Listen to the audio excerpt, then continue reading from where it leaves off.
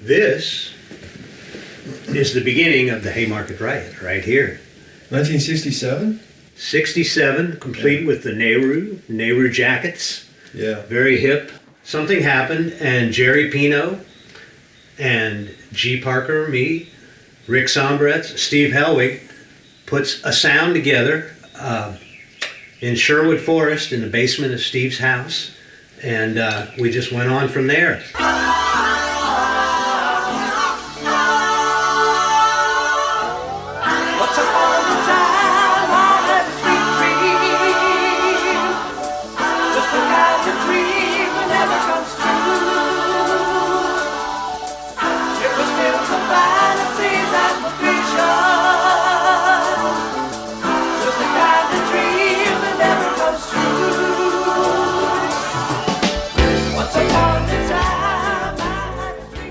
Fortunate to have been four guys, teenagers at the time, going to just a couple of high schools that were only a mile from each other. We all lived within a few blocks of each other, and we just got interested in the same music at the same time.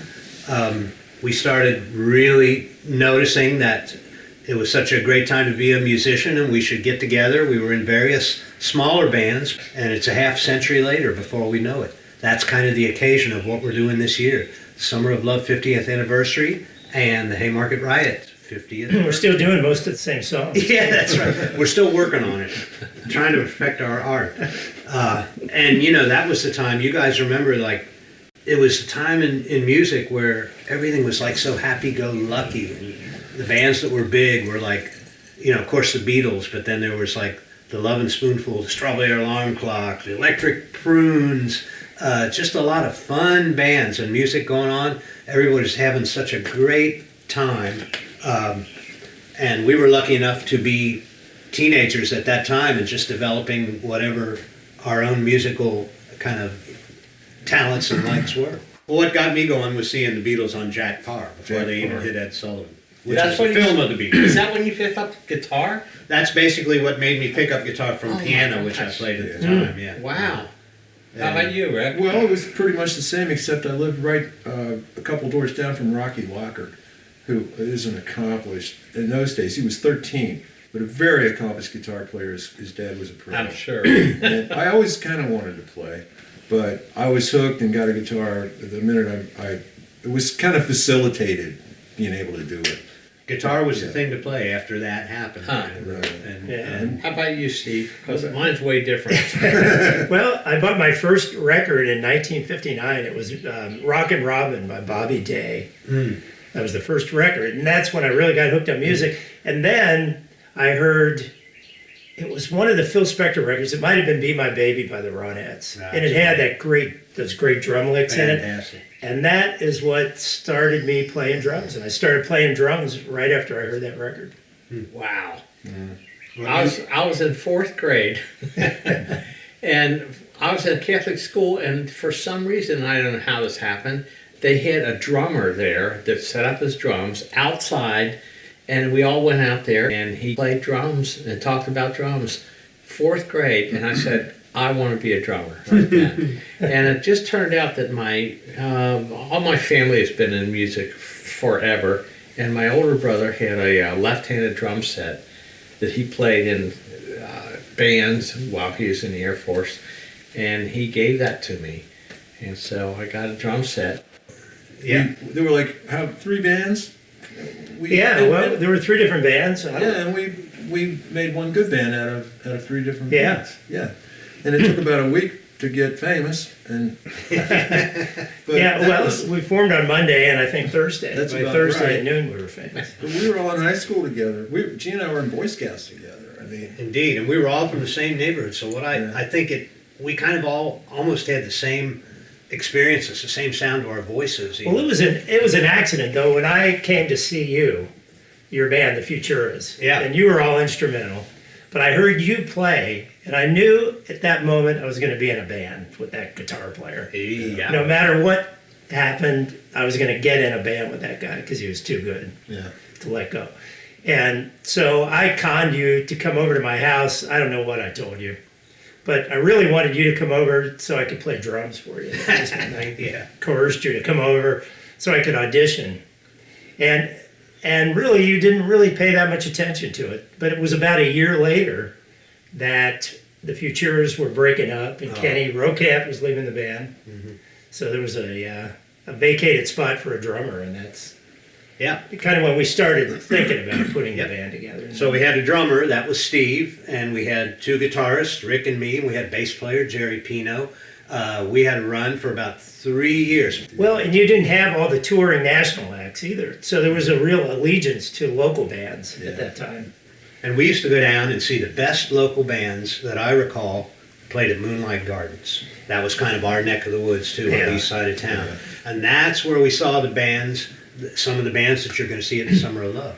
Specifically the Lemon Pipers. They were like they were the greatest band down there. They were the with best. Ivan playing the teardrop, the Vox teardrop, and Bill Bartlett with his double neck guitar, 12-string, 6-string. They were unbelievable. They were on such a different level. You know, we had heard local bands before that, but it was nothing compared to hearing the Lemon Pipers. I was in a James Brown and Motown playing with bands and horn bands and stuff like that.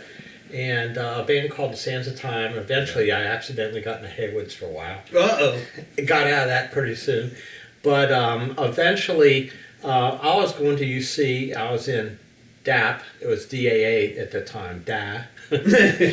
And I was in some classes. One was a chemistry class, and I was paired up with Mr. G. Parker in my lab thing. And I was struggling. I really was struggling.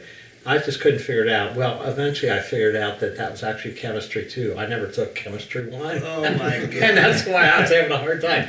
But G and I, G was one of the nicest guys I ever met in my life.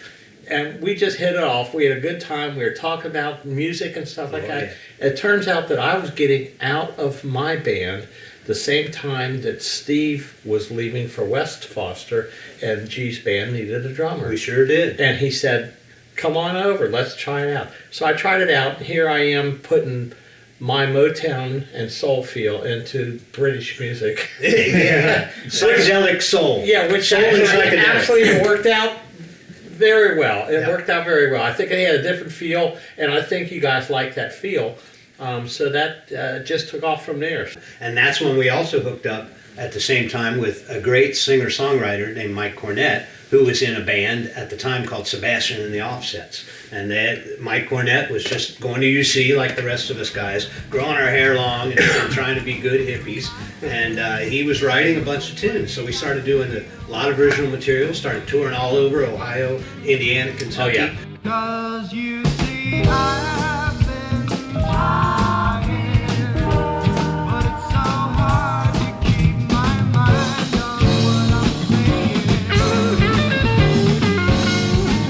And it feels like everybody's And that was our early 70s area. And then we added one more very interesting piece to our Haymarket Riot puzzle. Now, my name is G. Parker. It stands for Jerry. Well, another band that you'll see at Summer Love, Balderdash, had a guitar player at the time, Jerry Parker, spelled just like me. He was the greatest guitar player. Somehow we got to know each other, and Jerry Parker came on and did a stint with Haymarket Riot for a while. When Mike Cornett was writing all those crazy, weird songs, we played at Reflections, Black Dome, Ludlow Garage. That was that era. And we hooked up with another very, very important Haymarket Riot member, Wes Boatman. Wes And unfortunately, Wes can't be here, but luckily Wes is here. As a matter of fact, none of the Haymarket Riot guys have gone over the rainbow yet. We're very fortunate. Yeah. A lot of the Also, other bands... they're all going to be at Summer of Love. Yeah. Well, yeah, even the ones that went over the rainbow are going to be at Summer of Love. So you be watching for that. Yeah, but we got people like Wes Bowman. He's Oh, got, my goodness. He has 9 Emmys. 9 Emmys for daytime television. Na na na na na na na na na. Hey, hey. Na na na na na na na na. Hey, hey, hey. Listen to this tale of love and rivalry. See the path where two alone should stroll. And so we had the Wes Boatman and the Tom Vogel and the Steve Hellwig and the Haymarket Riot living together, getting very serious. What came out of that, which was kind of really good, is a contract with London Records. That was the mid-'70s. We actually, through the help of Mel Herman and Jeff Herman, back when there were record stores, the guy that kind of was the record store emperor in Cincinnati, actually recorded us. Yeah, what was the chain he owned? Music World. Yeah. Music World. It wasn't Glow. And we actually did an album's worth of material, and all of our good buddies helped us on that, various Haymarket Riot members. Tom also did some work on that later on. And at the time, they secured a record contract with London Records, same label. It had the Moody Blues, the Rolling Stones. As far as it got was there was a promo single release that actually was released nationally, bubbled under the Billboard charts, but the claim to fame was, I think it was American Airlines used one of our tunes as their easy listening music in their headphones Yeah. while you were flying through the friendly skies. And that's as far as that project got, but that was a great time period. And there was a review in Billboard too, like a singles review, where they would review new singles each week. And I remember I had a subscription to Billboard at the time, and I remember seeing that in there. I didn't know it was going to be in there. I just opened it up, and there was a review on "I Believe in You" by Haymarket Riot. I wish I still had that. I believe in you. You're the only one that sees me through and through. And I think you know just exactly what to do. 'Cause I believe in you. Sometimes it looks as Then we started a new era of the Haymarket Riot, which included another really important graduate, which is Gary Griffin. Gary Griffin Yeah. and Ross Knapp, a couple of the guys from a band called Chillingsworth. And what's Gary Griffin doing now? I mean, what's he been doing since he went to California? It's amazing. Oh yeah. Well, he left Cincinnati to join the Beach Boys. Actually joined the touring band and the recording band. He had become friends with them by going back and forth to California. And now, of course, he's in the Brian Wilson band, and he's been touring with Brian Wilson for the last year and a half almost.